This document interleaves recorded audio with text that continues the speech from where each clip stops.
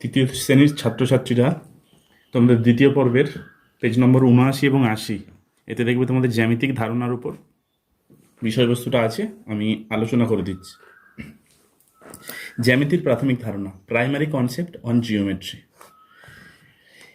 জ্যামিতি হলো গণিতশাস্ত্রের একটি ধারা। আমরা জ্যামিতিকে বলবো গণিতশাস্ত্রের একটি ধারা।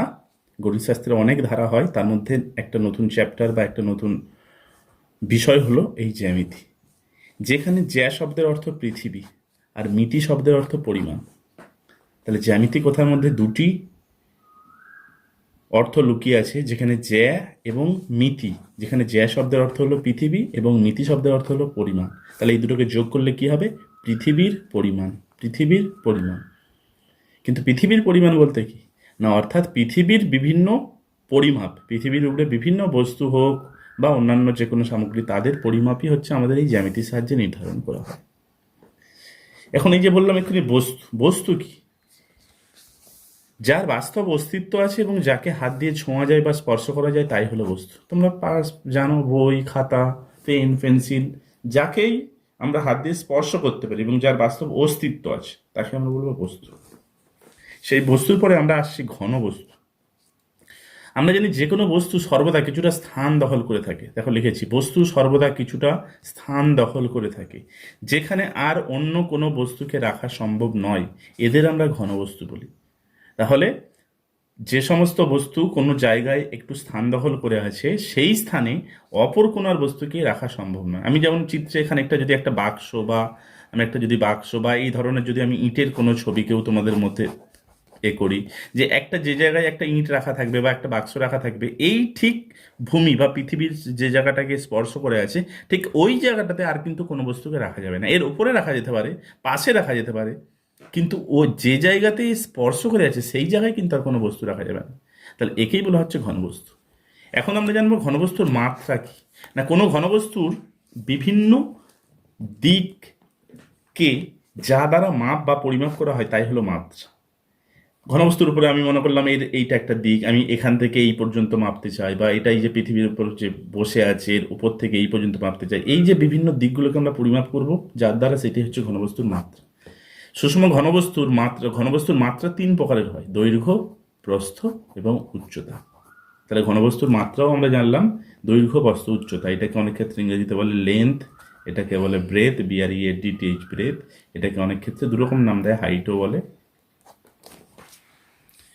আকৃতি অনুযায়ী ঘনবস্তুর প্রকারভেদ। আকৃতি অনুযায়ী ঘনবস্তুকে আমরা দুভাগে ভাগ করেছি। দেখো, এদিকে একটা, এদিকে একটা। এদিকে লিখেছি ১ নম্বরে সুষম আকৃতির ঘনবস্তু, বিষম আকৃতির ঘনবস্তু। সুষম আকৃতির ঘনবস্তু মানেই বুঝতে পেরেছো, যে সমস্ত ঘনবস্তুর আকার একই রকমের, তার প্রত্যেকটা উপরের দিকের আকার হোক, পাশের দিকের আকার হোক, মানে একই ধরনের আকার যাদের মধ্যে থাকবে, তাদেরকে আমরা বলছি সুষম আকৃতির ঘনবস্তু। আর বিষম আকৃতির বলতে যার কোনো দিকের সঙ্গে কোনো দিক মিল নেই, বিভিন্ন মানে এলো মেলো, ঠিক আছে, এপ্রো খেপ্রো, এইরকম ধরনের আকৃতির ঘনবস্তুকে আমরা বলছি বিষম আকৃতির ঘনবস্তু। এখন সুষম আকৃতির ঘনবস্তু 7 প্রকারের হয়, এটা জেনে রাখো। একদম আলটিমেটলি তোমাদের কি বলবো, মানে যতদূর অঙ্ককে নিয়ে তোমরা আগাবে, ততদূর তোমাদের এই 7 প্রকারের ঘনবস্তুর নামটা লাগবেই। সেই 7টা নাম হলো ঘনক, আয়তঘন, গোলক, চোঙ, শঙ্কু, প্রিজম, পিরামিড। ঘনকের ইংরেজি নাম কিউব, আয়তঘনের ইংরেজি নাম কিউবয়েড, গোলকের ইংরেজি নাম স্ফিয়ার, চোঙের ইংরেজি নাম সিলিন্ডার, শঙ্কুর ইংরেজি নাম কোন, প্রিজমের ইংরেজি নাম প্রিজম, পিরামিডের ইংরেজি নাম পিরামিড।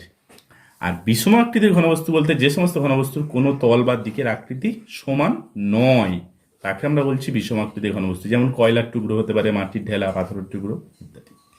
এখন সুষম ঘনবস্তু সম্পর্কে আমরা যখন বিশদে জানবো, তখন আমাদের এটাও জানতে হবে যে বিন্দু কি, রেখা কি, তল কি, কোণ কি, এইগুলো সম্পর্কে আমাকে ভালো করে ধারণা নিতে হবে। প্রথমে আমরা চলে আসছি বিন্দু।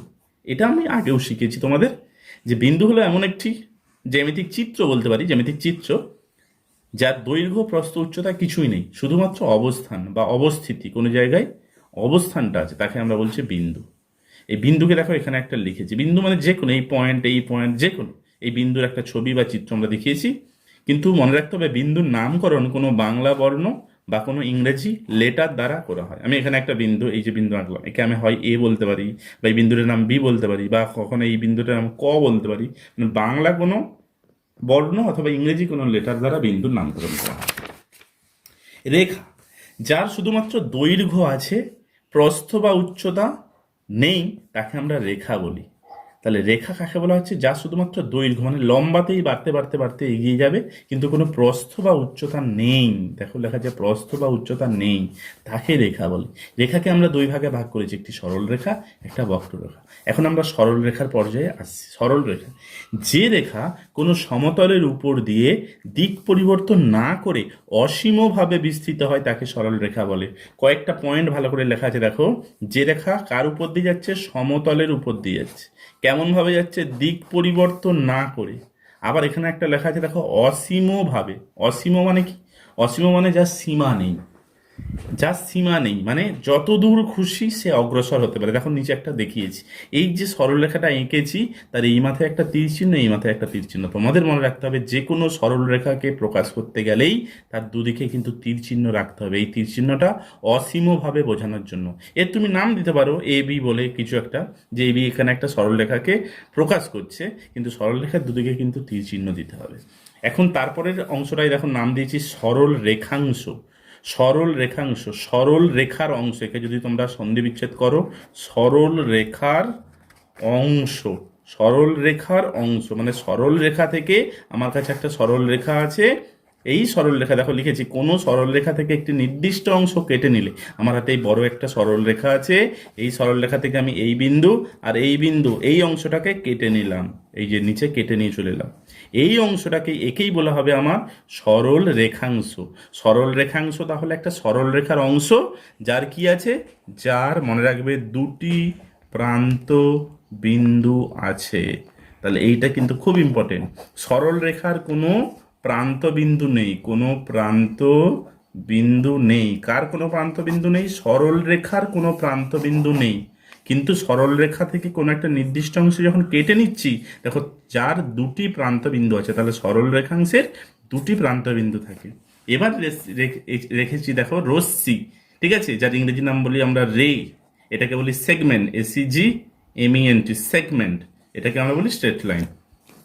সরল রেখার কোনো অংশের একটি প্রান্ত বিন্দু থাকলে তাকে রশ্মি বলি। একটা সরল রেখা আছে, একটা সরল রেখা, এই সরল রেখা থেকে এমন একটা অংশ নিয়ে নেওয়া হলো, এই অংশ এখান থেকে এই ডান দিকের এই অংশটাকে আমি নিয়ে নিলাম, এই অংশটাকে নিয়ে নিলাম। দেখো এইটা এমন একটা সরল রেখারই অংশ যার একটা প্রান্ত বিন্দু আছে, আর একটা দিকটা দেখো অসীম, তীর চিহ্ন মানে হচ্ছে যত দূর খুশি বাড়তে পারে, এর নাম হবে রশ্মি। সরল রেখার কোনো অংশ যার একটি প্রান্ত বিন্দু থাকে, অপর দিকে অসীমভাবে বিস্তৃত হয়, তাকে আমরা বলি রশ্মি। ঠিক আছে, রশ্মি আবার অনেক রকমের হয়। বক্ররেখা, যে রেখা দিক পরিবর্তন করে এঁকে বেঁকে অসীমভাবে অগ্রসর হয় তাকে বক্ররেখা বলে। তাহলে এটাও রেখা, মানে এও অসীমভাবে, দুদিকে তীর চিহ্ন থাকবে, কিন্তু এটা কোনো অসমতলের উপর দিয়ে হতে পারে বা সমতলের উপর দিয়ে হতে পারে, এঁকে বেঁকে দিক পরিবর্তন করে সর্বদা একই দিকে যাবে না, তাকে আমরা বলছি বক্ররেখা। এই একইভাবে বক্ররেখা থেকে যদি আমরা কোনো নির্দিষ্ট অংশ কেটে নিই, তাহলে আমরা কি পাবো? বক্ররেখাংশ পাবো। এই বক্ররেখা থেকে যদি আমি এখান থেকে এই অংশটা পর্যন্ত কেটে নিই, এরকম একটা অংশ কেটে নিলাম, তখন তার নাম হয়ে যাবে বক্ররেখাংশ।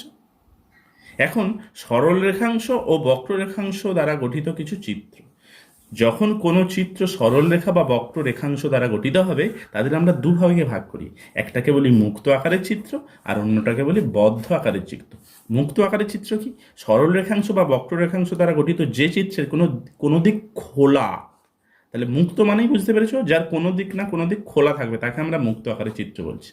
আর সরল রেখাংশ বা বক্র রেখাংশ দ্বারা গঠিত যে চিত্রের সমস্ত দিক বদ্ধ, ঢাকা, আটা, তাকে আমরা বদ্ধ আকারে চিত্র বলি। দেখো নিচে দেখানো হয়েছে, দেখো এখানে একটা চিত্র দেখানো হয়েছে, এদিক এদিক এদিক আছে, দেখো মাঝখানটা খোলা। এটা আবার বক্ররেখা, দেখো ঘুরেছে এদিক এদিক, কিন্তু এর সঙ্গে এই বিন্দু মিশেনি। আবার এখানে দুটো সরল রেখাংশ, দেখো এটা এটা, কিন্তু এই দিকটা দেখো খোলা আছে। কিন্তু এখানে দেখো, এখানে সব দিক যে চিত্রটা দেওয়া আছে, সরল রেখাংশ আছে, এটা একটা এটা একটা এটা একটা, কিন্তু ঢাকা, কিন্তু এটাও দেখো বদ্ধ।